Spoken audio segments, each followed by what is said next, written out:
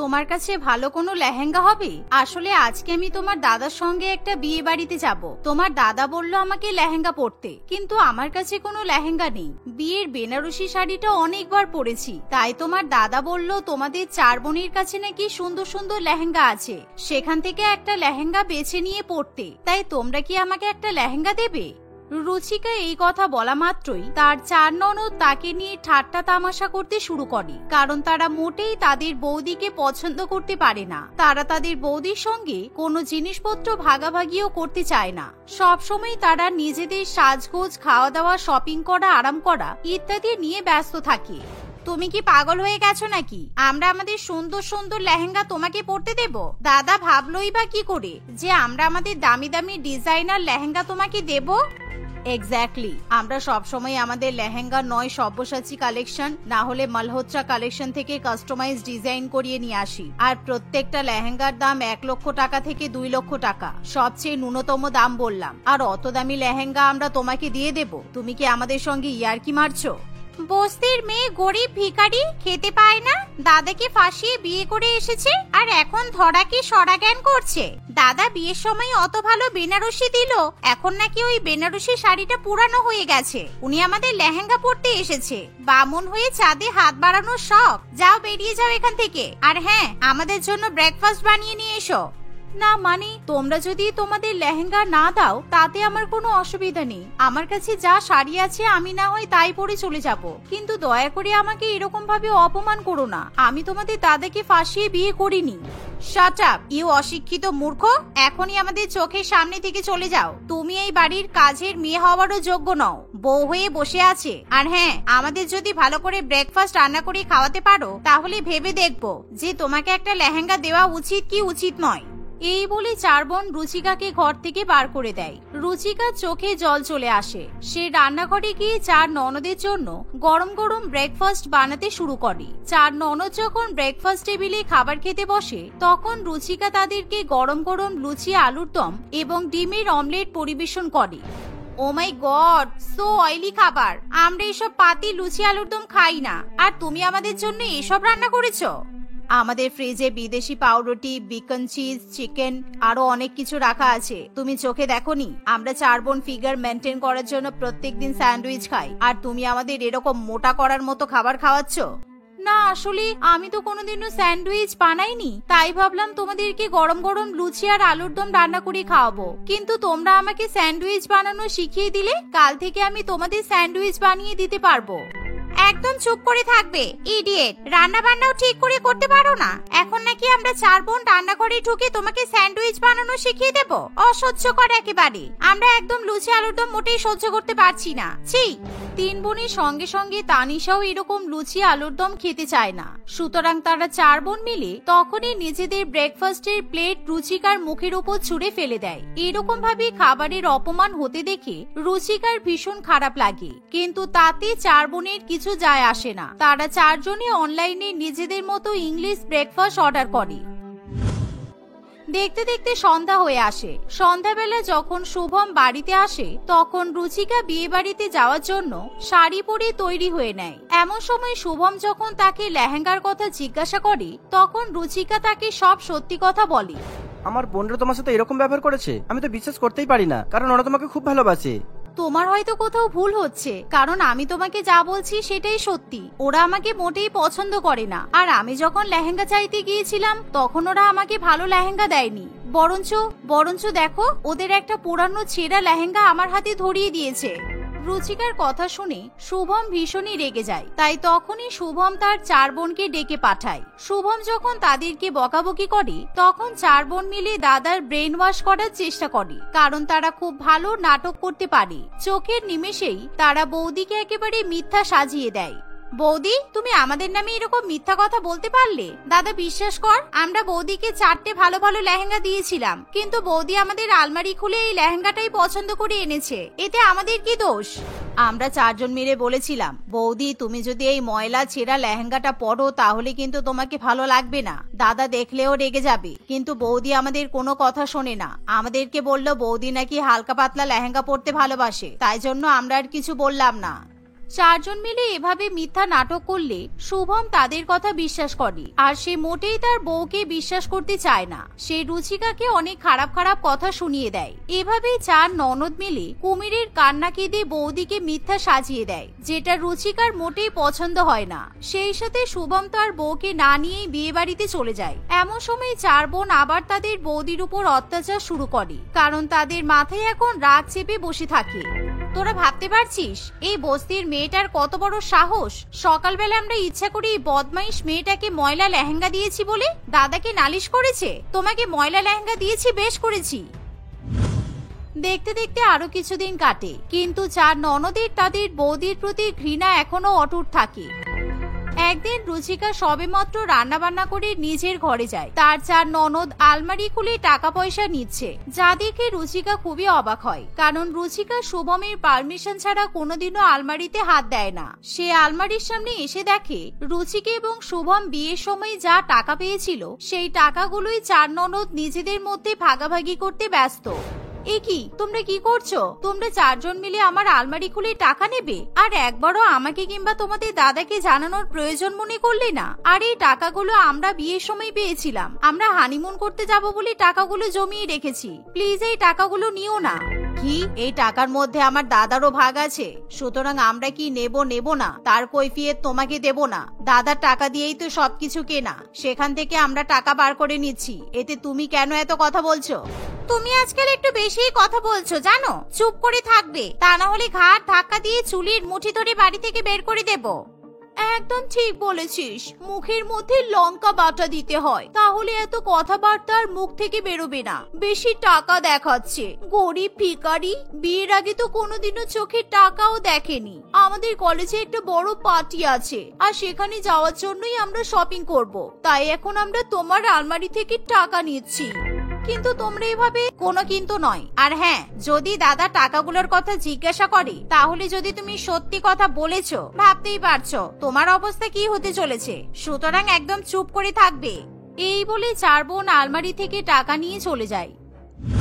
কিছুক্ষণ পর শুভম যখন বাড়িতে ফিরে আসে, তখন সে ঠিক করে হানিমুনে যাওয়ার জন্য প্লেনের টিকিট কাটবে। তাই সে যখন রুচিকার কাছে জমানো টাকাগুলো চাইতে শুরু করে, রুচিকা তাকে টাকা দিতে পারে না।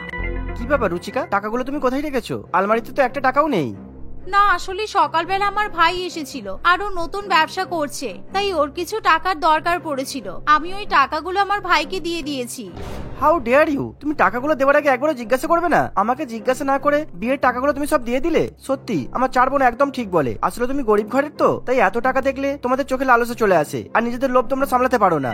শুভম এভাবে রুচিকার উপর রাগ করে ঘর থেকে বেরিয়ে যায়। রুচিকা ভীষণই কান্নাকাটি করে, কারণ তাকে সকলের কাছে অপমান সহ্য করতে হয়। অন্যদিকে চার বোন মিলে সেই টাকা দিয়ে শপিং মলে গিয়ে ফুর্তি করে সব টাকা উড়িয়ে দেয়। তারা দামি দামি ব্র্যান্ডের জামা কাপড় কেনে, পারফিউম কেনে, আরো অনেক অনেক শপিং করে বাড়িতে ফিরে আসে। তারা এই বিষয়ে নিজেদের দাদাকে কিছুই জানায় না। দেখতে দেখতে আরো কিছুদিন কাটে, কিন্তু চার বোন এখনো তাদের বৌদির সঙ্গে ভদ্রভাবে ব্যবহার করতে শেখেনি। চারজন মিলে ধীরে ধীরে বৌদির সব বিয়ের ভালো ভালো গহনা, শাড়ি সবকিছু হরপে নেয়। একদিন সবেমাত্র বৌদির কাছ থেকে ওর সোনা গহনা, ভালো ভালো শাড়ি, কসমেটিক, জুতা এগুলো নিয়েছি, এবার ওকে এই বাড়ি থেকে বার করে দেব। একদম ঠিক। তারপর কোনো একটা ভালো মডার্ন আমাদের মতো সুন্দর স্ট্যাটাস পূর্ণ মেয়ে দেখে দাদার আবার বিয়ে দেব। এভাবেই আরো কিছুদিন কাটে। একদিন শুভম যখন নিজেদের ইলেকট্রনিক্স এর দোকানে থাকে, তখন রুচিকার ভাই চন্দন তার বউকে নিয়ে সেই দোকানে আসে, কারণ চন্দন আজকে তার বউকে একটা এসি এবং ফ্রিজ কিনে দেবে। জামাইবাবু ভালো আছো তো? আসলে আজকে সকালবেলা আমরা ঠিক করলাম যে বাড়ির জন্য একটা এসি আর ফ্রিজ কিনবো, কেননা আমি নতুন করে যে ব্যবসাটা করেছি না, সেখানে আমার অনেক টাকা লাভ হয়েছে, তাই তোমার দোকানেই প্রথমে এলাম। আসলে আমার জামাইবাবুর দোকান থাকতে আমরা কেন অন্য ইলেকট্রনিক্স এর দোকানে যাবো বলো তো? একদম বড় বড় কথা বলবে না তুমি চন্দন, আমি ভালো করেই জানি তোমার দিদি আমাদের বিয়ের টাকাগুলো তোমার পেটে পুড়ে দিয়েছে, আর তুমি সেই টাকা দিয়ে ব্যবসা করে এখন অনেক লাভ কামিয়েছো, আর এখন আমাকে আবার বড় বড় কথা বলা হচ্ছে। তুমি কি বলছো জামাইবাবু? তোমার কি মাথা ঠিক আছে? দিদি তোমাদের বিয়ের টাকা আমাকে দেবে কেন? আর বিয়ের পর থেকে আমি তোমাদের বাড়িতে একদিনও যাইনি, আর দিদির সাথে আমার সেরকম ভাবে কোনো কথাও হয়নি।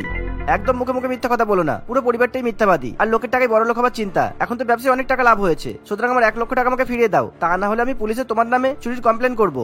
শুভম এরকম ভাবে চন্দনকে অপমান করলে চন্দনের খুবই খারাপ লাগে, তাই চন্দন আর চুপ করে থাকতে পারে না। শোনো জামাই বাবু, আমরা যা করেছি নিজের টাকায় নিজেদের দমে করেছি। তোমার যদি বিশ্বাস না হয় তুমি আমার মায়ের সাথে গিয়ে কথা বলতে পারো। আমি আমাদের বাড়ি বন্ধক রেখেছি যাতে আমি ব্যবসা করতে পারি, আর তার প্রমাণ তোমার শাশুড়ি মায়ের কাছে আছে। সুতরাং তোমার টাকা দিয়ে ব্যবসা করে বড় লোক হবো সেই রকম বেইমানি আমার রক্তে নেই। আর দিদি তোমাকে কেন মিথ্যা কথা বলেছে আমি বলতে পারবো না, কিন্তু বেকার বেকার আমার নামে একটাও ফালতু কথা বলবে না, তা না হলে আমি তোমার নামে পুলিশ কমপ্লেন করবো বলে দিলাম। এই বলে চন্দন সেখান থেকে চলে যায়। শুভম এবার হঠাৎই দুপুরবেলা বাড়িতে ফিরে যায়। এমন সময় সে দেখে যে তার 4 বোন মিলে রুচিকার সঙ্গে খুবই খারাপ ব্যবহার করছে। এমনকি রুচিকার কাছ থেকে তারা শাড়ি, গহনাগাটি, জামা কাপড় কেড়ে নিচ্ছে। তোমরা আমার কাছ থেকে সব নিয়ে নাও, কিন্তু আমার গলার এই সোনার হারটা নিও না। এই সোনার হারটা আমার বাবা আমার মাকে দিয়েছিল, প্লিজ তোমরা এটা ছেড়ে দাও। বৌদি, তুমি যদি এই হার আমাদেরকে না দাও তাহলে কিন্তু তোমার গলা টিপে দেব, আর দাদা জানতেও পারবে না তোমার সঙ্গে কি হয়েছে। দাদা আমাদের কিন্তু খুব বিশ্বাস করে। এরকম দৃশ্য দেখে শুভম খুবই রেগে যায়, তাই সে তখনই তার বোনেদের শাসাতে শুরু করে। এমন সময় শুভমের 4 বোন ভীষণ পরিমাণে ভয় পেয়ে যায়, কারণ তারা ভাবতেও পারেনি এরকম অসময়ে তাদের দাদা বাড়িতে ফিরে আসতে পারে। আমি ভাবতে পারছি না তোরা 4 জনে মিলে আমার বউয়ের সাথে এরকম ব্যবহার করতে পারিস। আর আমাকে একদম মিথ্যা কথা বলার চেষ্টা করবি না, কারণ আজকে আমার দোকানে চন্দন এসেছিল আর আমি ওর মুখ থেকে সমস্ত কথা জানতে পেরেছি। শুভম তার বউকে বদমাইশ 4 বোনের হাত থেকে বাঁচিয়ে নেয়। সেদিনের পর থেকে কোনোদিনও 4 ননদ তাদের বৌদির সঙ্গে খারাপ ব্যবহার করার সাহস পায় না। তারা নিজেদেরকে ধীরে ধীরে পাল্টে ফেলে, যার ফলে রুচিকা হাসি খুশি শুভমের সঙ্গে বসবাস করতে থাকে। মানসী তার স্বামী রতনের সঙ্গে বাস করে। মানসী বাজারে সবজি বিক্রি করে কোনো মতে নিজেদের জীবন ধারণ করে, কিন্তু বর্তমানে সবজির দাম বেড়ে যাওয়ায় সে ভীষণ পরিমাণে চিন্তায় পড়ে। কারণ মানসী ভালো করেই জানে বর্ষার মধ্যে সবজির দাম বাড়লে বিক্রি অনেক পরিমাণে কমে যায়। মানসী মহাজনের কাছ থেকে কোনো মতে বেশি দামে সবজি কিনে বাড়িতে নিয়ে আসে। আজকে রাতে ভারী বর্ষণের সম্ভাবনা আছে, সবজিগুলো খুব সাবধানে রাখতে হবে, না হলে বৃষ্টি পড়লেই সব সবজি নষ্ট হয়ে যাবে। রতন, বারান্দায় আমি সবজি রেখেছি, কাপড় চাপা দিয়ে দিয়েছি, তুমি খেয়াল রেখো তো। আমার বন্ধুরা তাস খেলতে আসবে রাত্রেবেলা, আমি বারান্দায় বসে তাস খেলবো। আমি তো তোমার সবজির খেয়াল রাখতে পারবো না, বুঝেছো? আমি আমার বন্ধুদের সাথে বসে মদ খাবো নাকি তোমার সবজি দেখবো? এই বলে রতন বারান্দায় চলে যায়। মানসী বৃষ্টির ভয়ে নিজের বারান্দায় বসে সবজির খেয়াল রাখতে শুরু করে, কিন্তু বৃষ্টি নামার আগেই সারাদিনের অতিরিক্ত ক্লান্তিতে মানসীর চোখে ঘুম নেমে আসে, তাই সে বারান্দায় বসে বসে ঘুমিয়ে পড়ে। দেখতে দেখতে প্রায় বেশ কিছুক্ষণ কাটে। হঠাৎ করে ভারী বর্ষণ নেমে আসে, কিন্তু মানসীর ঘুম কিছুতেই ভাঙতে চায় না।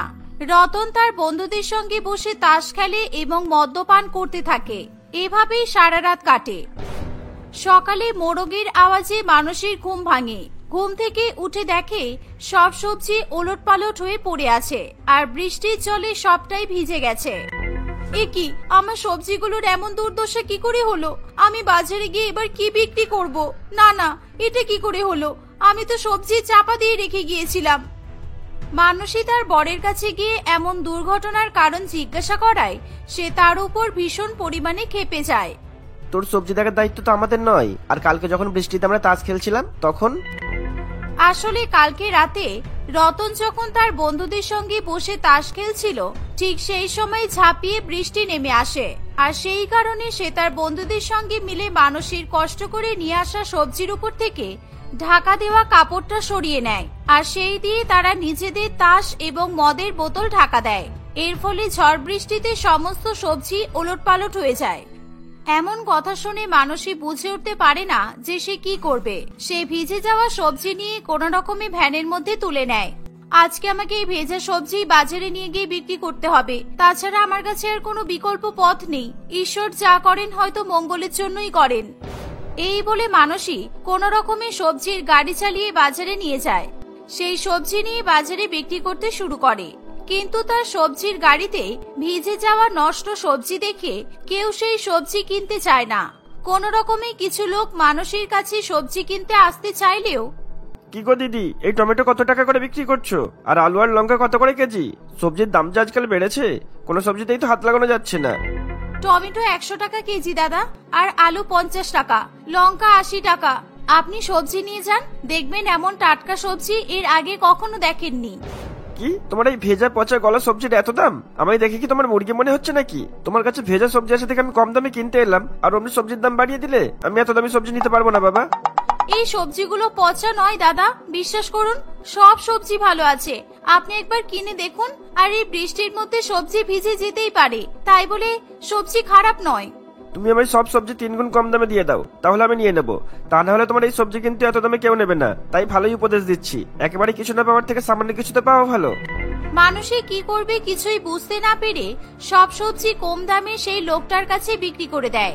এর ফলে তার কেনা দাম পর্যন্ত উঠে আসে না। মানুষে ভীষণ পরিমাণে দুশ্চিন্তায় পড়ে। সে দেখে যে বাকি সবজিওয়ালাগুলো পর্যাপ্ত দামে সবজি বিক্রি করছে, কিন্তু একমাত্র তারই লোকসান হয়েছে। এমন ভাবে চলতে থাকলে আমি কি করব? কালকে সকালে মহাজনের কাছ থেকে টাকা ধার নিয়ে আবার সবজি কিনতে হবে। এবার তো মহাজন আমাকে আরো বেশি দামে সবজি বিক্রি করবে। মানুষের নিজের সবজি চাষ করার জমি থাকলেও সেই জমি মহাজনের কাছে টাকার বিনিময়ে চাষ করার অধিকার দিয়ে দেয়। এর ফলে তাকে নিজের জমি সবজি মহাজনের কাছ থেকে সবসময় বেশি দামে কিনতে হয়। তাই সে বাজারে সবজি বিক্রি করেও কোনো অর্থই লাভ করতে পারে না। মানুষই বাড়ি ফিরে আসছে, তখনই তার আরেক সবজিওয়ালি বন্ধুর সঙ্গে দেখা হয়। কিরে মানুষই, তোর কি খবর? কিরকম সবজি বিক্রি করছিস? বর্ষার জন্য কিছু নতুন সবজি তুলেছিস? আমি আজকেই পুকুর থেকে শাপলা তুলে বিক্রি করলাম। না রে কমলা, আমার সবজি ব্যবসা একেবারে ভালো যাচ্ছে না। বটটাও হয়েছে ওরকম, 1 টাকাও সংসারে দেয় না। এদিকে বৃষ্টির মধ্যে সবজি ভিজে যাচ্ছে, নষ্টও হয়ে যাচ্ছে, আর সঠিক দামে কেউ সবজি কিনতেও চাইছে না। তুই তাহলে সবজিতে ওষুধ মাখিয়ে রাখতে পারিস। আমি একটা ওষুধের নাম জানি। ওই ওষুধ সবজিতে লাগিয়ে দিলে বৃষ্টির জল লাগলেও সবজি তাজা থাকে। আলু, লঙ্কা, শাক পাতা, টমেটো কিছুই পচবে না। কমলার কথা শুনে মানসী খুবই খুশি হয়। সেই মুহূর্তেই মানসী বাজার থেকে ওই ওষুধ কেনে। সে মহাজনের কাছ থেকে ধারে সবজিও কিনে নেয়। সেই সবজিতে ওষুধ লাগিয়ে সে বিক্রি করতে শুরু করে। এর ফলে সমস্ত সবজি একেবারে সতেজ থাকে। মানুষই সেই সব সবজি পর্যাপ্ত দামে বিক্রি করা শুরু করে। দেখতে দেখতে প্রায় বেশ কিছুদিন কাটে। একদিন এক পুলিশ অফিসার কমলবাবু বর্ষার মধ্যে মানুষের কাছ থেকে 1 ব্যাগ সবজি কিনে নিয়ে যায়। গিন্নি, এই সবজিগুলো ভালো করে গরম জলে ধুয়ে নাও, কারণ বাইরে যা বৃষ্টি পড়ছে সব সবজিতেই কাদা জল লেগে পড়ে গেছে। তাই গরম জলে ধুলে নোংরা চলে যাবে। কমলবাবুর কথা মতো তার স্ত্রী গরম জল করে। সে সবজি গরম জলে চুবিয়ে দেয়। কিছুক্ষণের মধ্যেই সেই জল নীল রং ধারণ করে। এর ফলে কমলবাবু এবং তার পরিবার ভীষণ পরিমাণে ভয় পেয়ে যায়। এ তুমি কোথা থেকে সবজি কিনে নিয়ে এসেছো? সবজিতে বিষ মেশানো? কি সাংঘাতিক বাবা! এত আগুন দামে সবজি কিনে নিয়ে এসেছো, তার উপর এতে এত ভয়ানক জিনিস দেওয়া। পেটে গেলে তো দুরারোগ্য ব্যাধি হবে। আমি এক্ষুনি গিয়ে ওই সবজিওয়ালিকে ধরবো, তারপর বোঝা যাবে কত ধানে কত চাল হয়। আমি কিছুতেই ছেড়ে কথা বলবো না। এই বলে কমলবাবু মানসীর কাছে যায় এবং তাকে যা নয় তাই ভাষায় অপমান করে। মানসী ভীষণ পরিমাণে ভয় পেয়ে যায়। বিশ্বাস করুন দাদাবাবু, আমি সবজি টাটকা রাখার জন্য তাতে ওষুধ লাগিয়েছি। আমি বুঝতে পারিনি এই ওষুধ যে মানুষের পেটের ক্ষতি করবে। আমাকে ক্ষমা করে দিন। ক্ষমা? তোমার সবজি বিক্রির লাইসেন্স আমি এই মুহূর্তে ক্যান্সেল করে দেবো। তুমি যেন কখনোই বাজারে সবজি বিক্রি করতে না পারো, সেই দায়িত্ব আমার, বুঝেছো? আমার এমন ক্ষতি করবেন না। আমি সবজিতে বিষ মেশাইনি। এমন কাজ আমি করি না, বিশ্বাস করুন। কমলবাবু মানসীর কোনো কথাই শুনতে চায় না। সে তার ঊর্ধ্বতন কর্তৃপক্ষের কাছে ফোন করে মানসীর লাইসেন্সটা ক্যান্সেল করিয়ে দেয়। মানসী কি করবে কিছুই বুঝতে পারে না। সে বাজারে উপস্থিত সকলের সামনে অপমানিত হয়। কেউ আর তার কাছ থেকে সবজি কেনে না। মানসী কাঁদতে কাঁদতে বাড়ি ফিরে আসে। এই দেখে কমলা খুবই খুশি হয়। আমি ভালো করেই জানতাম ওই পোকামাকড় মারার ওষুধ সবজিতে দেওয়া ঠিক নয়, কিন্তু আমি তবুও তোকে এই ওষুধ দিয়েছি যাতে তোর সবজি বিক্রি করা বের হয়ে যায়, কারণ আমি চাই না আমার প্রতিদ্বন্দ্বী কেউ থাকুক। এই কথা শুনে মানসী কাঁদতে কাঁদতে বাড়ি চলে যায়। সে বুঝে উঠতে পারে না সে কি করবে। সে ভীষণ পরিমাণে চিন্তায় পড়ে। তার সবজি বিক্রি করার ভবিষ্যৎ প্রায় শেষ হতে বসে। এর ফলে সে কাঁদতে কাঁদতে মহাজনের কাছে যায়। দাদা, দয়া করে আমাকে বাঁচান। আমাকে সবজি বিক্রি করতে দেওয়া হচ্ছে না, আর আমি যদি সবজি বিক্রি করে টাকা ইনকাম করতে না পারি তাহলে আপনার ধার আমি কিভাবে শোধ করব? আমি সব শুনেছি, তুই সবজিতে নাকি বিষ মেশাস, তাই তোকে কোনো মতেই আমি সাহায্য করতে পারবো না। তোর যা জমি আমার কাছে ধারে রেখেছিস আমি সব নিয়ে নেব, আর সবজি কেনার জন্য যা টাকা নিয়েছিলি তা আমাকে 3-4 দিনের মধ্যেই ফেরত দিয়ে যাবি। এটা আমার পক্ষে কোনোদিনই সম্ভব নয় দাদা। আমি অতগুলো টাকা আপনাকে কিভাবে 3-4 দিনের মধ্যে ফেরত দেব? মহাজন কোনো মতেই মানুষের কথা শুনতে চায় না। সে বাড়ি এসে দরজা বন্ধ করে ভীষণ পরিমাণে কান্নাকাটি করে। সে আর এই বর্ষার মধ্যে সবজি বিক্রি করার জন্য বেরোতে পারে না। সে তার বরকে কিছু সাহায্য করার কথা বললেও রতন কিছুতেই তাকে কোনো রকম ভাবে সাহায্য করে না, বরং সে তার বউকে ভীষণ পরিমাণে বকাবকি করতে থাকে। আমার কাছে আর কোনো রাস্তা থাকলো না। সমাজ আমার ভালো মানুষের কোনো দাম দেয়নি, তাই সমাজের প্রতি আমার কোনো দায়বদ্ধতা নেই। একটা মেয়ে মানুষ হয়ে সবজি বিক্রি করছি, তাই আমাকে এত অপমান, এত জ্বালা যন্ত্রণা সহ্য করতে হচ্ছে। এভাবেই কয়েকদিন কাটে। একদিন গ্রামে ভয়ঙ্কর পরিমাণে বৃষ্টি নামে। রতন বাড়ি ফেরার আগে কাজের জায়গাতে ভয়াবহ বৃষ্টিতে আটকে যায়। এর ফলে মানসী বাড়িতে একাই থাকে। দেখতে দেখতে প্রায় বেশ কিছু সময় কেটে যায়। রতন বাড়ি ফিরে আসলে সে দরজায় ধাক্কা দিলেও তার বউ কিছুতেই দরজা খুলতে চায় না। রতন ভীষণ পরিমাণে ভয় পেয়ে যায় এবং সে দরজা ভেঙে ভেতরে ঢুকে পড়ে। এ কি হয়ে গেল তোমার? চোখ খোলো বলছি, তুমি আমাকে ছেড়ে এভাবে চলে যেতে পারো না। দয়া করে চোখ খোলো, আমি তোমার উপর কোনো অত্যাচার করব না। মানুষই এত অপমান সহ্য করতে না পেরে ঘুমের ওষুধ খেয়ে আত্মহত্যা করে। তাই সে তার স্বামীর আওয়াজে কোনো সাড়া দিতে পারে না। সে সকলের উদ্দেশ্যে একটি চিঠি লেখে। সেই চিঠিতে লেখা ছিল, এতদিন সকলে শুনেছেন যে কৃষকরা ঋণ শোধ করতে না পেরে দেনার চাপে আত্মহত্যা করেছে, কিন্তু আজকে আমি একজন সবজিওয়ালি অর্থাৎ মহিলা সবজিওয়ালি হয়ে লোকজনের এত অপমান অবহেলা সহ্য করতে পারছি না। সবজি বিক্রি করে আমি কি এতটাই দোষ করেছি যে আমাকে মানুষ বলে গণ্য করা হবে না? আর আমি কখনোই ভাবতে পারিনি সবজিতে ওষুধ মিশিয়ে আমি কখনো লোকজনের শরীর খারাপের কারণ হয়ে দাঁড়াবো। আমাকে আমার বান্ধবী আমার অজান্তেই এই পথে ঠেলে দিয়েছে। আর সেই বান্ধবী হলো কমলা। তারপর মহাজনের কাছেও সাহায্য চাইতে গিয়েছিলাম, কিন্তু উনিও আমাকে সাহায্য করেননি। তাই আমি আজকে এই পৃথিবী ছাড়তে বাধ্য হচ্ছি। রতন মানুষের চিঠি পড়ে কান্নায় ভেঙে পড়ে। বাইরে অত্যাধিক পরিমাণে বৃষ্টি হওয়ায় সে তার বউকে বাঁচানোর জন্য কোনো সিদ্ধান্ত নিতে পারে না। এর ফলে মানুষই ধীরে ধীরে মৃত্যুর কোলে ঢলে পড়ে। বৃষ্টি কমে এলে রতন কোন রকমে পাড়ার লোকজন জোগাড় করে এবং মানসীকে নিয়ে হাসপাতালে যায়। ডাক্তারবাবু, দয়া করে আমার বউকে বাঁচিয়ে নিন, ও আমার চোখের সামনে মরে যাবে, এটা আমি হতে দিতে পারি না। ডাক্তারবাবু মানসীর চিকিৎসা করে বলে, আই এম সো সরি, আপনার বউ 2-3 ঘন্টা আগে এক্সপায়ার করে গেছে। উনি যে কলেরাডোজের ওষুধ খেয়েছেন সেই ওষুধ খেয়ে সাধারণত মানুষরা বেঁচে থাকে না, তাই আমাকে ক্ষমা করে দেবেন, আমি আপনার বউকে বাঁচাতে পারলাম না। রতন কিছুতেই এই কথা সহ্য করতে পারে না। সে কান্নায় ভেঙে পড়ে এবং দিশেহারা হয়ে পুলিশ স্টেশনে দৌড়ায়। সে তার বউয়ের লেখা শেষ চিঠি পুলিশকে দিয়ে দেয়। পুলিশ সেই চিঠি দেখে কমলা এবং মহাজনকে গ্রেপ্তার করে।